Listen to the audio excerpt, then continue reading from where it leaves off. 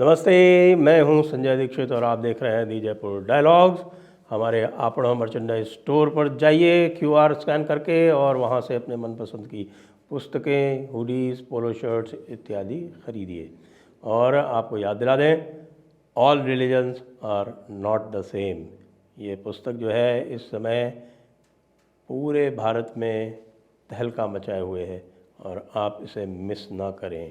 उल्फा ने आत्मसमर्पण कर दिया है क्या? आज उल्फा यानी United liberation front of Assam और भारत सरकार के बीच में एक शांति समझौता हुआ। उस शांति समझौता के अंतर्गत ये बताया जाता है कि अरविंद राजखोवा ग्रुप जो उल्फा का है, उसने भारत सरकार के साथ में एक शांति समझौते पर हस्ताक्षर किए हैं, जिसके अंतर्गत वो अपने सारे जितने भी काडर हैं उनको सबको ओवरग्राउंड ले आएगी, एक बात। और दूसरी बात ये है कि उसने किसी भी प्रकार की हिंसा में सम्मिलित नहीं होने का इसने वायदा किया है। तो अब उसको आप सरेंडर मान लीजिए, जो भी है आर्म्स इत्यादि जितने भी हैं वो सब सरेंडर कर दिए जाएंगे और जिनके विरुद्ध कोई हत्या इत्यादि के केस होंगे वो चलते रहेंगे। इसी प्रकार के समझौते बहुत सारे अन्य इंसर्जेंट यानी विद्रोही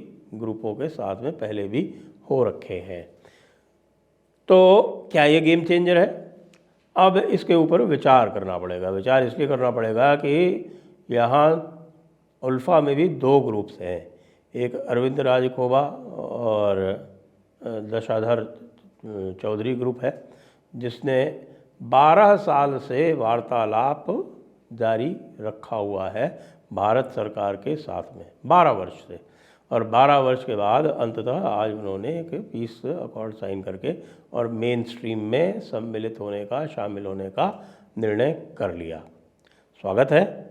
लेकिन जो दूसरा ग्रुप है परेश बरुआ ग्रुप, और परेश बरुआ ग्रुप को चीन से सहायता मिलती है। परेश बरुआ ग्रुप अभी भी इस पर तैयार नहीं है। परेश बरुआ ग्रुप का उसी प्रकार यथा स्थिति जैसे पहले था वैसे ही उनका चलता रहेगा। उनके हालांकि ये भी कहना पड़ेगा कि इनकी जो स्ट्रेंथ है उल्फा की वो लगभग समाप्त हो चुकी है। उल्फा के अब काडर कोई यदि बचे भी हुए हैं तो वो निष्क्रिय हैं, और निष्क्रियता के साथ साथ उनकी कोई अब रीच भी नहीं रह गई है। तो ये मान सकते हैं कि ये मात्र एक औपचारिकता भर है जो हुआ है। लेकिन इसका एक और पहलू है जिसके ऊपर हमें विशेष रूप से विचार करना पड़ेगा, क्योंकि ये लोग जो हैं ये अधिकतर इनकी ट्रेनिंग जो है वो म्यांमार में हुई है। म्यांमार के कई 3 स्टेट्स और 2 स्टेट्स और 1 रीजन जो है, बल्कि 3 स्टेट्स और 1 रीजन। देखिए म्यांमार का बताऊं आपको कि म्यांमार में 7 तो स्टेट्स हैं और 7 रीजन्स हैं, और उसके अतिरिक्त कुछ और सेंट्रली एडमिनिस्ट्रेड एरियाज़ हैं। तो ये जो 7 स्टेट्स हैं उनकी, वो सब उनकी सीमाओं पर स्थित है। और भारत की सीमा से उनकी 3 स्टेट्स और 1 रीजन लगता है। और ये कौन कौन से स्टेट्स हैं? एक तो सबसे नीचे जो है वो मिज़ोरम के नीचे जो राखाइन स्टेट है, राखाइन स्टेट जिसको पहले अराकान बोलते थे, ये वही स्थान है जहाँ ये रोहिंग्या रहते हैं और जहाँ से रोहिंग्या इधर उधर भागा दौड़ी करते हैं। उसके ऊपर है चिन स्टेट, फिर है एक साग्यांग स्टेट और फिर है काचिन स्टेट। तो साग्यांग रीजन है, साग्यांग स्टेट नहीं है, साग्यांग रीजन है।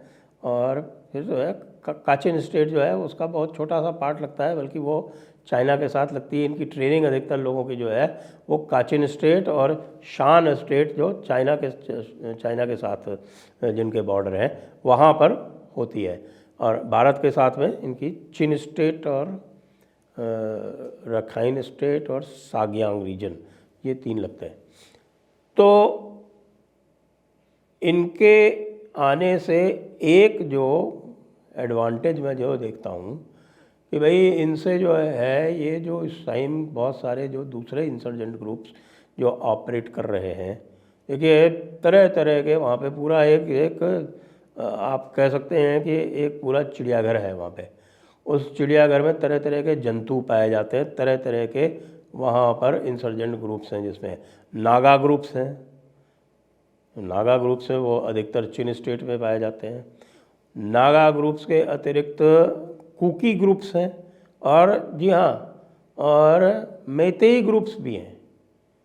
आपको पता है ना कि मेतेईस भी सबसे लंबा यदि कोई इंसर्जेंट ग्रुप रहा है तो वो प्रेपाक रहा है, one of the longest and one of the oldest. और उसका जो पूरा का पूरा जो ध्येय है वो ये है कि मणिपुर चूँकि एक राजशाही थी, तो मणिपुर की राजशाही को उनका मानना है कि उसको बाई फोर्स बलपूर्वक भारत गणराज्य में सम्मिलित किया गया, तो वो उसकी स्वतंत्रता के लिए संघर्ष करते रहते हैं। तो मणिपुर का जो घाटी का इलाका है, इम्फाल घाटी का जो क्षेत्र है, उसमें ये प्रेपाक और पीएलए एक्टिव है। पीएलए तो अभी उन्होंने तो कुछ समझौता कर लिया है सरकार के साथ, लेकिन प्रेपाक जो है वो अभी भी पूरी तरह से लगी हुई है। अब काचिन स्टेट जो है और जो शान स्टेट है वहाँ पर, और जो चिन स्टेट है वहाँ पर इस समय बहुत सारे इंसर्जेंट ग्रुप्स जो हैं वो म्यांमार की जो लोकल गवर्नमेंट, जो मिलिट्री गवर्नमेंट है, उसके विरोध में खड़े हुए हैं।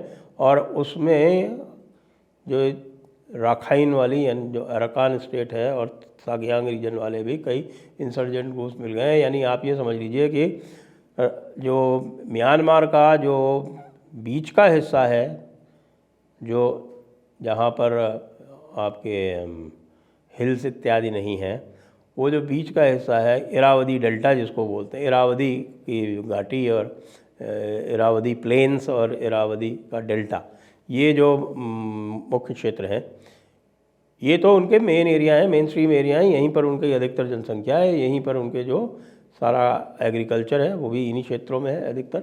और ये जो स्टेट्स मैंने आपको बताई, ये शान, काचिन, चिन, साग्यांग और रखाइन, ये या तो कोस्टल एरियाज़ हैं रखाइन जैसे, या फिर ये अधिकतर हिली एरियाज़ हैं। इनमें ये इंसर्जेंट ग्रुप्स ऑपरेट कर रहे हैं। इस समय म्यांमार जनता के विरुद्ध काम कर रहे हैं और इसीलिए म्यांमार जनता इनके ऊपर अत्याचार करती है। तो जो विलेजर्स हैं वो भाग के भारत में शरण लेते हैं और हमारी जो सिचुएशन है वो कॉम्प्लिकेट करते हैं। इस समय का जो तमाशा चल रहा है कुकी वर्सेस मेतेई का, उसमें भी इसका एक अंश मिलता है। तो इसमें उल्फा वालों का अब ये उपयोग किया जा सकता है कि इंटेलिजेंस गैदरिंग में और इंटेलिजेंस प्रोवाइड करने में वो बहुत सहायक हो सकते हैं। यद्यपि वो इनएक्टिव थे, लेकिन वो अंडरग्राउंड एक्टिविटीज़ लगातार कायम रखे थे अपनी, और इन सारे इंसर्जेंट ग्रुप से उनके संबंध हैं। तो ये एक जो हम कह सकते हैं कि एक यहाँ पर इसका एक पॉजिटिव पॉइंट ये निकल सकता है। वैसे भी सरकार ने मणिपुर में और कुछ किया हो या ना किया हो, लेकिन वहाँ की जो अफीम की खेती है उसको बहुत हद तक उन्होंने डिस्ट्रॉय कर दिया है। और जो सारा झगड़ा है वहाँ पर वो इसी के कंट्रोल को लेके है। जो मेतेई ग्रुप्स हुआ करते थे वो अधिकतर ट्रेडर थे, कुकी जो थे वो अधिकतर प्रोड्यूसर थे अफीम के। बाद में जो मेतेई थे उनको लगा कि भाई हम क्यों नहीं कल्टीवेट कर सकते, तो वो फिर कुकी क्षेत्रों में उन्होंने घुसना शुरू किया। कुकियों का रेजिस्टेंस आया तो फिर जो मेतेई की सरकार थी उन्होंने कुकियों की जो खेती थी उसको नष्ट करना आरंभ किया। ये सारे के सारे जो है ये एथनिक ग्रुप्स हैं दोनों, उनमें जो है रिलीजन का मिक्स नहीं देखना चाहिए, क्योंकि मेतेई ग्रुप आप जानते हैं वो भारत सरकार के विरोध में भी रहते हैं। तो निश्चित रूप से एक स्वागत योग्य तो कदम है, लेकिन ये उतना बड़ा भी इसको करके नहीं देखना चाहिए, क्योंकि मेरा ये मानना है कि जो अल्फ़ा ग्रुप्स है वो लगभग एक प्रकार से मृतप्राय ही थे, और जो भी ऑपरेशंस उनके हो रहे थे वो इन्फॉर्मेशन उनके पास है, वो इन्फॉर्मेशन हमको लेनी चाहिए, उनका इंटेलिजेंस गैदरिंग इत्यादि में उनका प्रयोग करना चाहिए, और उनकी सहायता से जो दूसरे जो इंसर्जेंट ग्रुप्स हैं उनको किस प्रकार से मुख्य धारा में लाया जा सकता है या किस प्रकार से समाप्त किया जा सकता है, इन रणनीतियों पर आगे विचार करके और इसका पूरा उपयोग करना चाहिए। जय हिंद, जय भारत, वंदे मातरम।